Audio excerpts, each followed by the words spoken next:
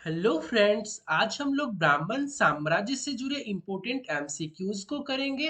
अर्थात हम लोग कह सकते हैं कि आज हम लोग मौर्योत्तर काल से जुड़े इम्पोर्टेंट प्रश्न को देखेंगे जो कि प्रीवियस ईयर में अक्सर पूछे गए हैं और आगे भी पूछे जाने की संभावनाएं हैं। इससे पहले हम लोगों ने मौर्य काल को कम्प्लीटली खत्म कर दिया था। उसके बाद हम लोग जो है ब्राह्मण साम्राज्य के बारे में पढ़े थे, जिसे हम लोग मौर्योत्तर काल के नाम से भी जानते हैं। उसके अंदर प्रमुख तीन वंश अस्तित्व में आए थे। कौन कौन से वंश? शुंग वंश, कण्व वंश एवं सातवाहन वंश। ये तीन वंशों को हम लोगों ने कंप्लीट कर लिया है। आज हम लोग उससे जुड़े इंपॉर्टेंट एमसीक्यूज को करेंगे। ओके, पहला क्वेश्चन है, निम्नलिखित में से किस हिंद यवन शासक ने शीशे के सिक्के जारी किए थे? तो शीशे का सिक्का जो है स्ट्रैटो द्वितीय के द्वारा जारी किया गया था। स्ट्रैटो द्वितीय ने शीशे के सिक्के जारी किए थे। दूसरा क्वेश्चन है, निम्नलिखित शासकों में से किसके सिक्कों पर संकर्षण एवं वासुदेव दोनों अंकित है? अगर आपसे पूछा जाता है संकर्षण एवं वासुदेव दोनों अंकित है किसके सिक्कों पर, तो आपका राइट आंसर हो जाएगा अगाथोक्लिस। अगाथोक्लिस के सिक्कों पर जो है एक तरफ संकर्षण एवं दूसरे तरफ वासुदेव का चित्र अंकित है। ठीक है, आपका राइट आंसर क्या था? अगाथोक्लिस। नेक्स्ट क्वेश्चन हम लोग देखते हैं, निम्नलिखित में से कौन सा एक अन्य तीनों के समसामयिक नहीं था? तो आपका राइट आंसर हो जाएगा मिलिंद। अर्थात हम लोग कह सकते हैं बिंबिसार जो था और गौतम बुद्ध अर्थात प्रसेनजित जो है, तीनों जो है समकालीन है। कौन कौन? गौतम बुद्ध, प्रसेनजित और बिंबिसार तीनों समकालीन है। मिलिंद इसमें अलग हो जाता है, इसलिए तीनों के समकालिक नहीं था, तो वो आपका राइट आंसर हो जाएगा मिलिंद। नेक्स्ट क्वेश्चन हम लोग देखते हैं, काव्य शैली का प्राचीनतम नमूना किसके अभिलेख से मिलता है? तो जब काव्य शैली की बात की जाती है तो इसका प्राचीनतम नमूना किसके अभिलेख से मिलता है? तो यह काठियावाड़ के रुद्रदामन के अभिलेख से मिलता है, जिसे हम लोग रुद्रदामन के जूनागढ़ अभिलेख के नाम से भी जानते हैं। ठीक है, यह कहाँ पर स्थित है? गुजरात में स्थित है। यहाँ से क्या मिलता है? तो काव्य शैली का प्राचीनतम नमूना इसी अभिलेख से मिलता है। अर्थात हम लोग ये कह सकते हैं कि रुद्रदामन के जूनागढ़ अभिलेख से जो है काव्य शैली का प्राचीनतम नमूना मिलता है तथा उसकी जानकारी मिलती है। किस अभिलेख से रुद्रदामन प्रथम की विभिन्न उपलब्धियां वर्णित है? तो ये भी रुद्रदामन के जूनागढ़ अभिलेख में रुद्रदामन प्रथम की विभिन्न उपलब्धियां वर्णित है तथा इसकी जानकारी मिलती है। नेक्स्ट क्वेश्चन है, बिना बेगार के किसने सुदर्शन झील का जीर्णोद्धार कराया था? तो रुद्रदामन प्रथम ने जो है बिना बेगार के सुदर्शन झील का जीर्णोद्धार कराया था। सुदर्शन झील का जीर्णोद्धार कराया था किसने? रुद्रदामन प्रथम ने बिना बेगार के। नेक्स्ट क्वेश्चन हम लोग देखते हैं, कार्दमक क्षत्रपों ने निम्नलिखित में से किस धातु में अति दुर्लभ सिक्के प्रचलित किया था? तो वो ताम्र के सिक्के थे, क्योंकि कार्दमक वंशियों ने ताम्र की बहुत कम मुद्राएं चलाई थी, इसलिए ताम्र आपका राइट आंसर हो जाएगा। नेक्स्ट क्वेश्चन में आपको मैच द फॉलोइंग दिया गया है। यहाँ पे कुछ नाम दिए गए हैं और यहाँ पे वंश का नाम है, तो आपको बताना है कि कौन से व्यक्ति किस वंश से जुड़े हैं। तो पहला है डेमेट्रियस। तो डेमेट्रियस हम सभी जानते हैं कि हिंद यूनानी थे। डेमेट्रियस कौन थे? तो हिंद यूनानी थे। रुद्रदामन शक वंश के थे। रुद्रदामन किस वंश के थे? तो शक वंश के। गोंडोफर्निज किसके थे? तो पहलव वंश से संबंधित थे। गोंडोफर्निज पहलव वंश से। और वीम जो है कुषाण वंश से संबंधित थे। डेमेट्रियस हिंद यूनानी, रुद्रदामन शक, गोंडोफर्निज पहलव एवं वीम जो है कुषाण वंश से संबंधित थे। इसका एक बार फिर हम लोग शॉर्ट रिवीजन कर लेते हैं। डेमेट्रियस हिंद यूनानी थे, रुद्रदामन शक वंश के थे, गोंडोफर्निस पहलव वंश से संबंधित थे और वीम जो है कुषाण वंश से संबंधित थे। वीम किस वंश से? कुषाण वंश से। गोंडोफर्निज पहलव वंश से। रुद्रदामन शक वंश से। अर्थात डेमेट्रियस हिंद यूनानी से संबंधित थे। अर्थात डेमेट्रियस कौन थे? तो हिंद यूनानी थे। नेक्स्ट क्वेश्चन हम लोग देखते हैं, उत्तरी तथा उत्तरी पश्चिमी भारत में सर्वाधिक संख्या में तांबे के सिक्कों किसके द्वारा जारी किया गया था?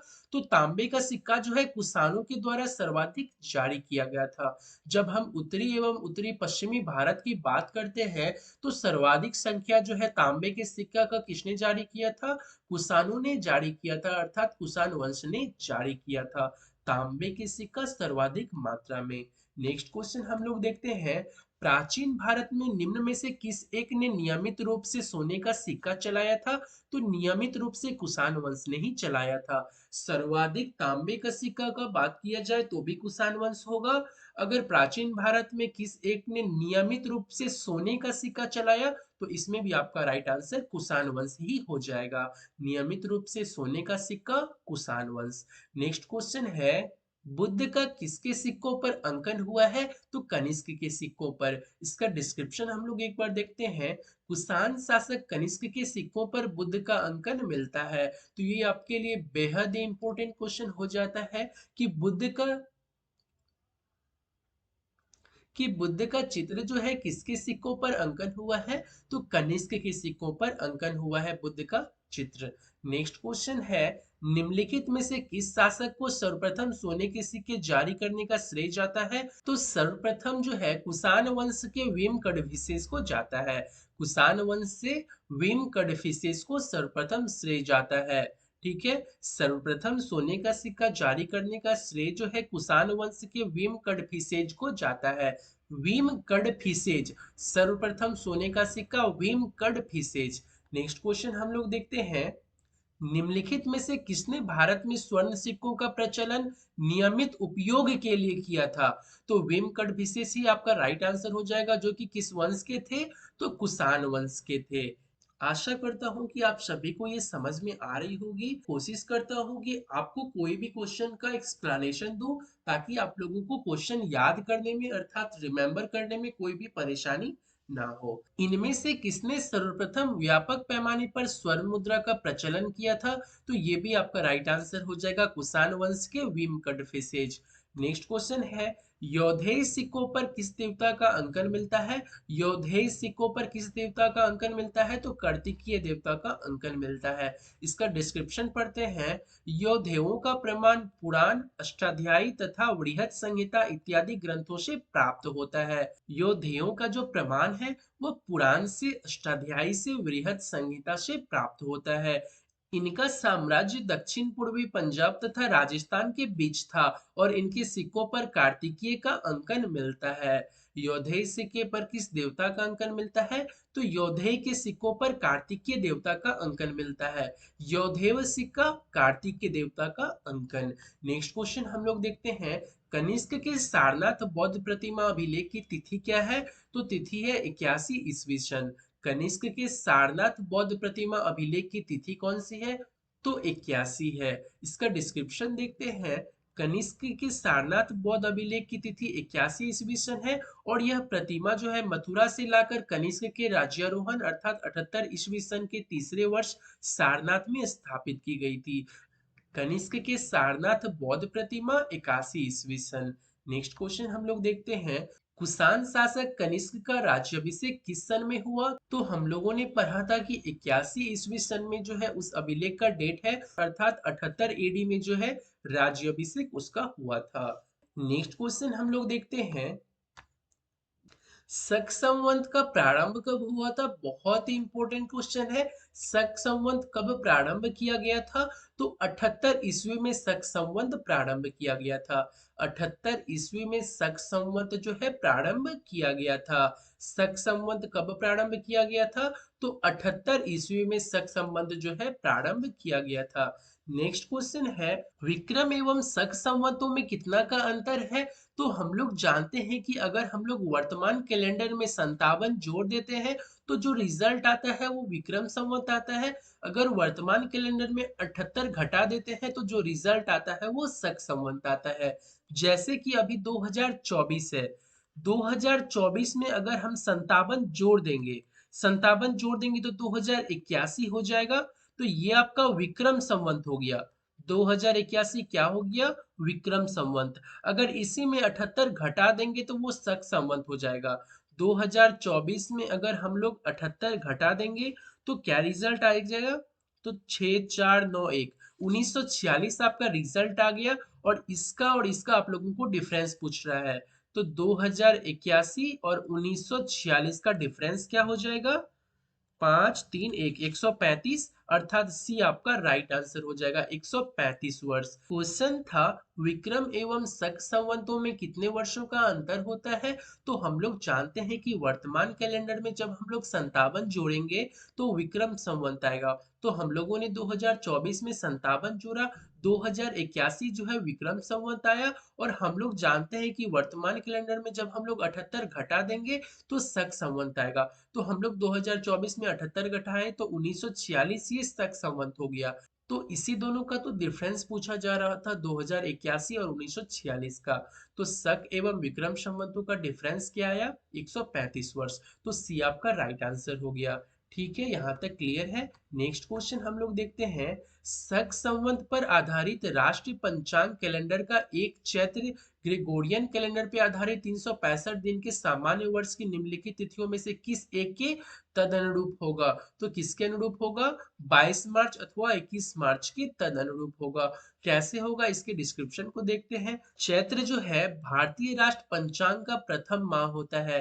राष्ट्रीय कैलेंडर की तिथियां ग्रेगोरियन कैलेंडर की तिथियों से स्थायी रूप से मिलती जुलती है और सामान्यतः एक चैत्र 22 मार्च को होता है और लीप वर्ष जो है 21 मार्च को होता है।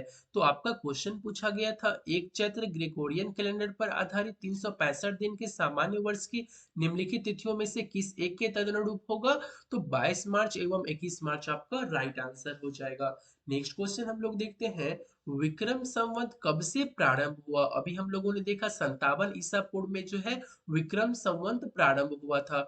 विक्रम संवत कब प्रारंभ हुआ? 57 ईसा पूर्व में विक्रम संवत प्रारंभ होता है। 57 ईसा पूर्व में जो है विक्रम संवत का प्रारंभ होता है।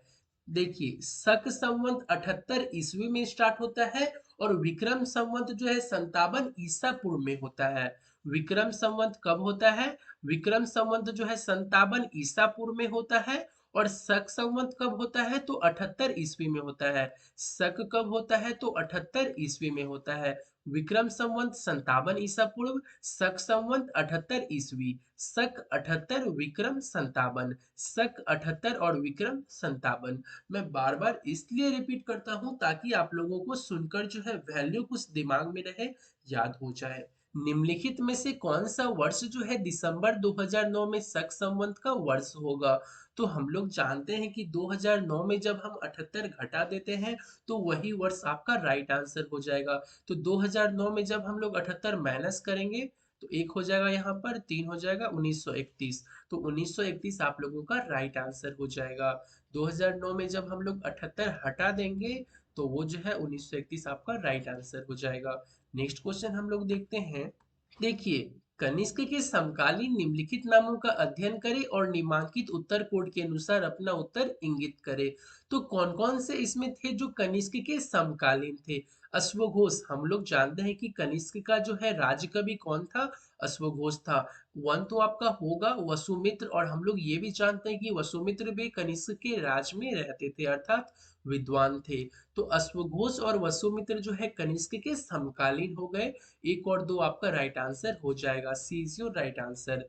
नेक्स्ट क्वेश्चन है, अश्वघोष किसका समकालीन था? तो कनिष्क का अभी जस्ट हम लोगों ने देखा। निम्नलिखित में से कौन एक कनिष्क के दरबार में संबंध नहीं था? तो अश्वघोष था, चरक भी था, नागार्जुन भी था, पतंजलि कनिष्क के दरबार में नहीं था।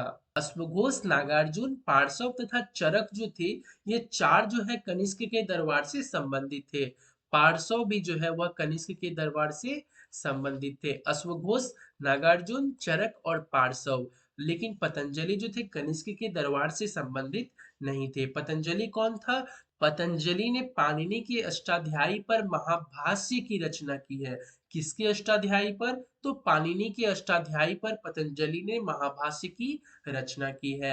हम लोग कह सकते हैं पतंजलि जो है कनिष्क के दरबार से संबंधित नहीं थे। नेक्स्ट क्वेश्चन हम लोग देखते हैं। निम्नलिखित में से कौन कनिष्क प्रथम के दरबार में नहीं गया था? अश्वघोष गया था, वसुमित्र भी गया था, पार्श्व भी गया था, विशाखदत्त तो नहीं गया था। अभी हम लोगों ने चर्चा किया था कि कनिष्क के दरबार में कौन कौन से राजकवि अर्थात विद्वान रहते थे। निम्नलिखित नगरों में से किसका उल्लेख कनिष्क के रब तक अभिलेख में नहीं है? श्रावस्ती का उल्लेख रब तक में नहीं मिलता है। इसके डिस्क्रिप्शन को हम लोग एक बार पढ़ लेते हैं।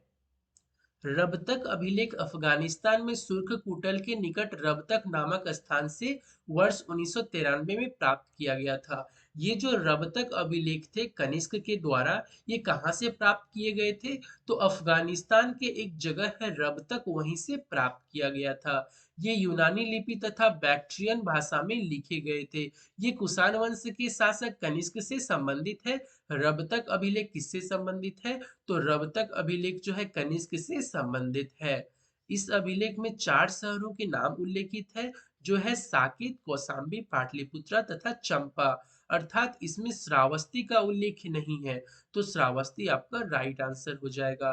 निम्नलिखित नगरों में से किसका उल्लेख कनिष्क के रबतक अभिलेख में नहीं है? तो श्रावस्ती का अभिलेख इसमें नहीं मिलता है। नेक्स्ट क्वेश्चन हम लोग देखते हैं। इनमें से किस आयुर्वेदाचार्य ने तक्षशिला विश्वविद्यालय में शिक्षा प्राप्त की थी? तो चरक ने भी की थी और जीवक ने भी की थी। चरक और जीवक जो है दोनों में अक अक लगा हुआ है। दोनों ने तक्षशिला विश्वविद्यालय में शिक्षा प्राप्त की है। चरक और जीवक दोनों आपका राइट आंसर हो जाएगा। नेक्स्ट क्वेश्चन हम लोग देखते हैं। पुष्यमित्र शुंग द्वारा 2 अश्वमेध यज्ञ किए जाने के बारे में जानकारी किस लेख से मिलती है? तो अयोध्या लेख से मिलती है। इसका डिस्क्रिप्शन है। पुष्यमित्र शुंग अंतिम मौर्य शासक बृहदत्त का सेनापति था। इसने 184 ईसा पूर्व में बृहदत्त की हत्या कर शुंग वंश की स्थापना की थी, जिसे हम लोग ब्राह्मण वंश भी कहते हैं। और अयोध्या लेख से ज्ञात होता है कि इसने 2 अश्वमेध यज्ञ कराया था। पुष्यमित्र शुंग के द्वारा 2 अश्वमेध यज्ञ कराया गया था और एक जो है राजसूय यज्ञ कराया गया था। एक राजसूय यज्ञ पुष्यमित्र के द्वारा किया गया था। ठीक है, नेक्स्ट क्वेश्चन हम लोग देखते हैं। शुंग वंश के बाद किस वंश ने भारत पर राज किया था? तो कण्व वंश ने। पहले शुंग है, फिर कण्व है, फिर सातवाहन वंश है, तब जाकर स्टार्ट होता है गुप्त काल, जो हम लोग आगे पढ़ेंगे। नेक्स्ट क्वेश्चन हम लोग देखते हैं। निम्नलिखित में से कौन सा शासक वर्ण व्यवस्था का रक्षक कहा जाता है? तो वर्ण व्यवस्था का रक्षक कौन है? गौतमीपुत्र सतकर्णी। सातवाहन वंश में हम लोगों ने पढ़ा था जो है वर्ण व्यवस्था का रक्षक कौन है? गौतमीपुत्र सतकर्णी है। नेक्स्ट क्वेश्चन है। मौर्य के बाद दक्षिण भारत में सबसे प्रभावशाली राज्य कौन था? तो सातवाहन वंश। मौर्य के बाद दक्षिण भारत में सबसे प्रभावशाली राज्य कौन था? सातवाहन वंश था। नेक्स्ट क्वेश्चन है। सिमुक निम्न वंशों में से किसका संस्थापक किया था? तो सातवाहन वंश के संस्थापक के रूप में सिमुक को जाना जाता है। नेक्स्ट क्वेश्चन है। किस चीनी जनरल ने कनिष्क को हराया था? तो पांचाउ ने। पांचाउ के द्वारा जो है कनिष्क को युद्ध में हराया गया था। नेक्स्ट क्वेश्चन है। निम्न में से किस वंश के साम्राज्य की सीमाएं भारत के बाहर तक फैली थी? तो मौर्य वंश की भी और कुषाण वंश की भी। मौर्य वंश के साम्राज्य की सीमा जो है भारत के बाहर भी फैली थी, अर्थात कुषाण वंश की भी जो है सीमा है साम्राज्य की, वह भारत से भी बाहर फैली हुई थी। नेक्स्ट क्वेश्चन है। बाल विवाह का प्रथा आरंभ कब हुआ था और किसके काल में हुआ था? तो कुषाण काल में आरंभ हुआ था। तो ये आप लोगों के लिए बेहद ही इंपॉर्टेंट हो जाता है।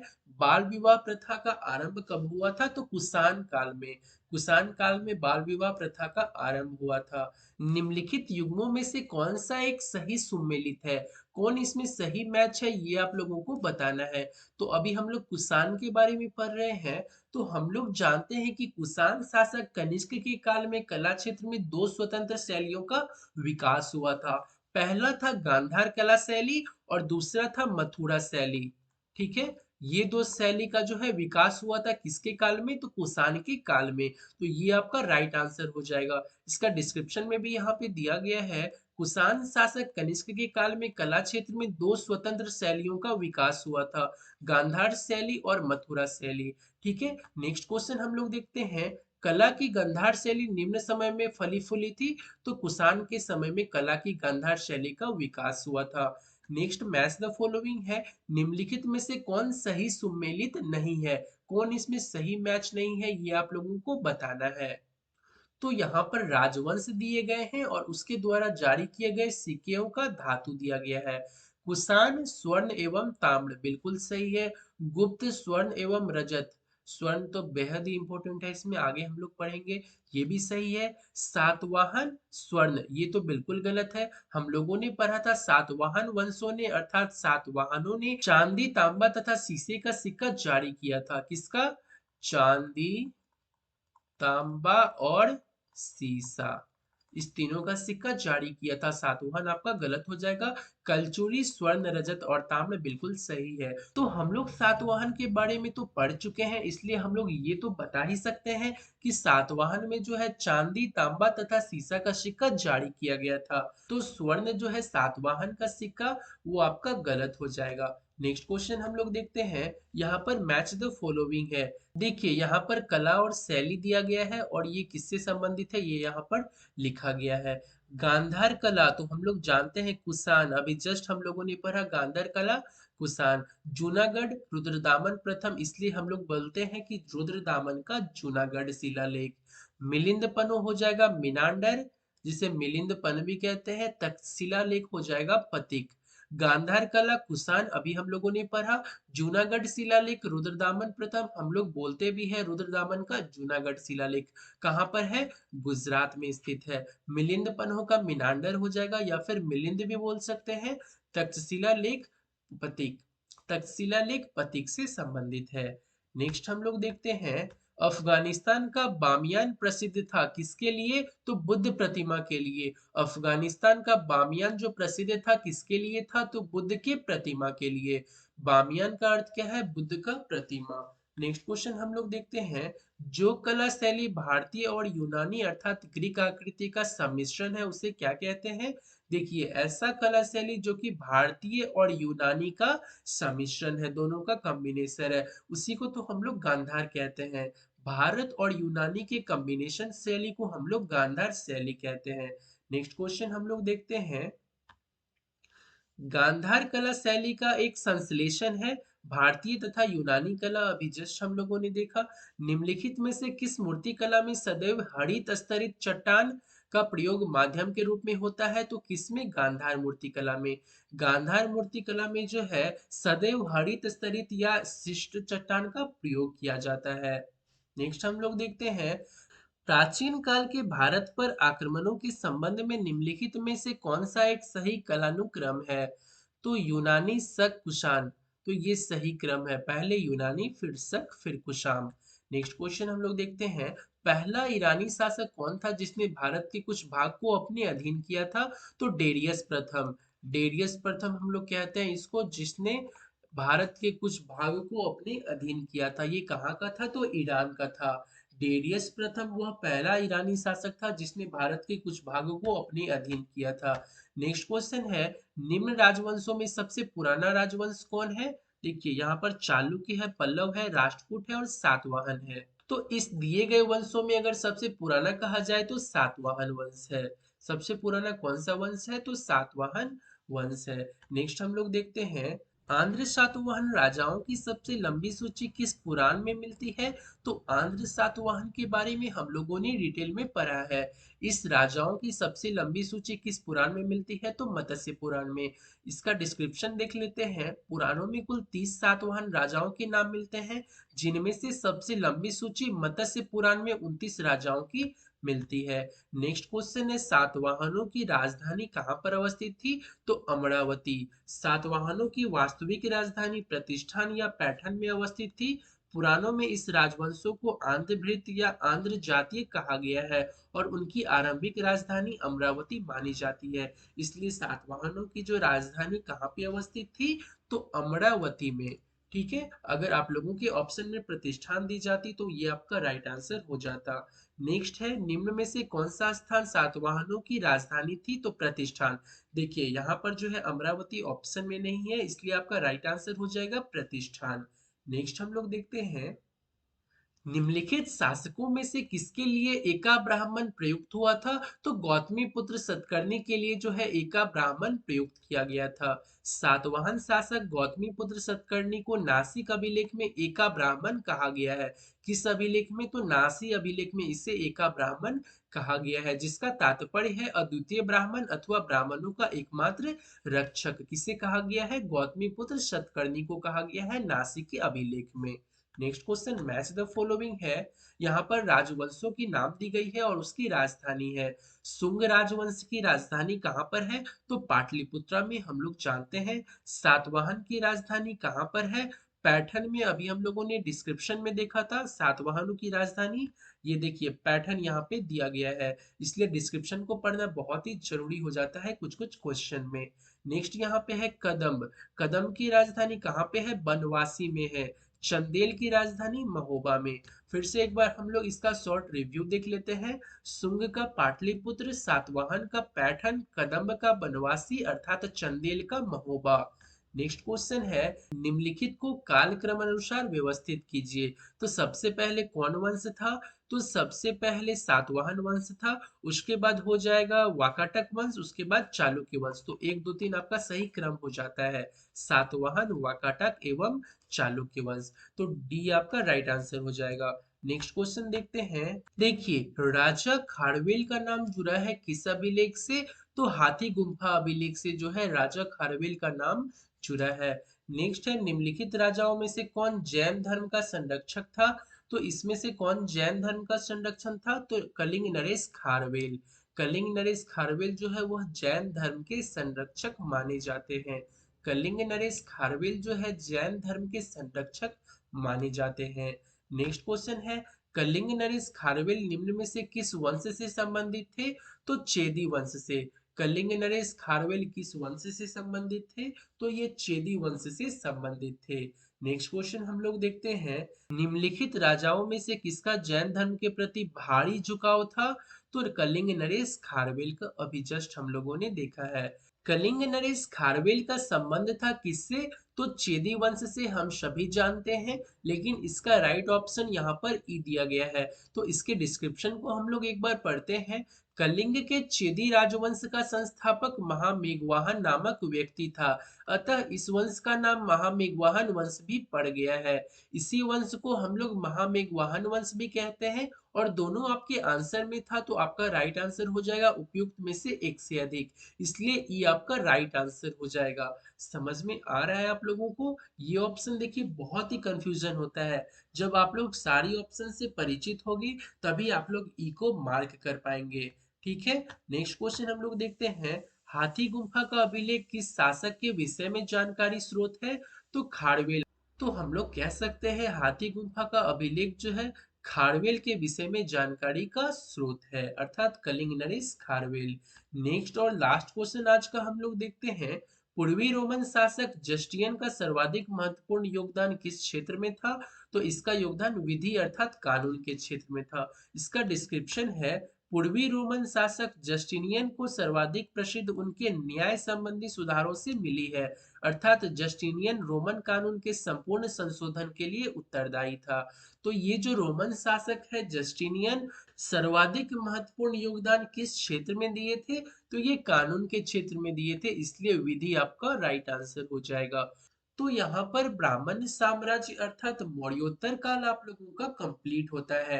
नेक्स्ट वीडियो में हम लोग गुप्त काल को स्टार्ट करेंगे और इसी तरह हम लोग अच्छे एक्सप्लेनेशन के साथ लूसेंट को खत्म करेंगे। तो आज यहीं तक, धन्यवाद।